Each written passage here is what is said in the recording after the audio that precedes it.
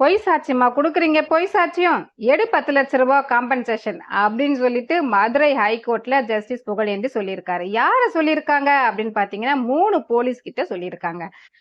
ஒரு மதுரையில ஒரு இடத்துல கஞ்சா விக்கிறதா அவங்களுக்கு இன்ஃபர்மேஷன் வருது. அந்த இன்ஃபர்மேஷனை பேஸ் பண்ணி போலீஸ் 3 பேர் அங்க போறாங்க. ஸ்பாட்ல போன உடனே அங்க ஏபின்ட்டு 2 பேர் இருக்காங்க. அவங்க கிட்ட 28 கிலோ கஞ்சா இருந்ததாகவும் அதை பறிமுதல் பண்ணதாகவும் அவங்க மேல சார்ஜ் பண்றாங்க.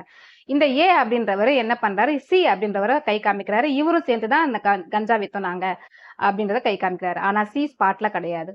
இந்த கன்ஃபெஷன் ஸ்டேட்மெண்ட்டை மட்டுமே வச்சு போலீஸ் என்ன பண்றாங்க, சார்ஜ் பண்றாங்க. கோர்ட்டுக்கு கேஸ் வருது, ட்ரையல் நடக்குது. ட்ரையல்ல கன்விக்ஷனும் கொடுத்துட்றாங்க. இப்போ அந்த தண்டனையை எதிர்த்து இந்த சி அப்படின்றவர் மெட்ராஸ் ஹைகோர்ட்ல ஒரு அப்பீல் ஃபைல் பண்றாரு. அந்த அப்பீல் என்ன சொல்றாருன்னா, ஒன்லி கன்ஃபெஷன் ஸ்டேட்மெண்ட் மட்டுமே வச்சு என்னை வந்து கன்விக்ட் பண்ணியிருக்காங்க. எனக்கு எதிரான ஆதாரமா எதுவுமே போலீஸ் வந்துட்டு கொடுக்கவே இல்லை.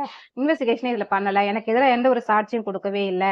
அதனால என்ன விடுதலை பண்ணணும்னு சொல்லிட்டு ஒரு அப்பீல் ஃபைல் பண்றாரு. இப்போ ஜஸ்டிஸ் புகழேந்தி என்ன சொல்றாருன்னா, கன்ஃபெஷன் ஸ்டேட்மெண்ட் மட்டுமே பேஸ் பண்ணி இவர் மேல சார்ஜ் பண்ணது தப்பு, கன்விக்ட் பண்ணது செல்லாது அப்படின்னு சொல்லி அவரை விடுதலை பண்ணிட்டு, பொய் சாட்சியமா குடுக்குறீங்க, இதை வந்து ஃபேப்ரிகேட்டட் டாக்குமெண்ட் தான் எடுக்க முடியும், ஃபேப்ரிகேட்டட் விட்னஸ் தான் கொடுக்க முடியும்.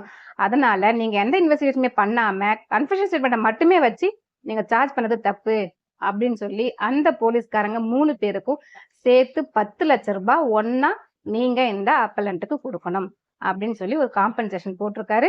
டைரக்டர் ஜெனரல் ஆஃப் போலீஸுக்கும் இந்த 3 போலீஸ் மேலேயும் என்கொயரி பண்ணுங்க, விசாரிங்க, டிபார்ட்மெண்ட் ஆக்ஷன் எடுங்க அப்படின்னு சொல்லி ஒரு டைரக்ஷனை கொடுத்திருக்கிறாரு.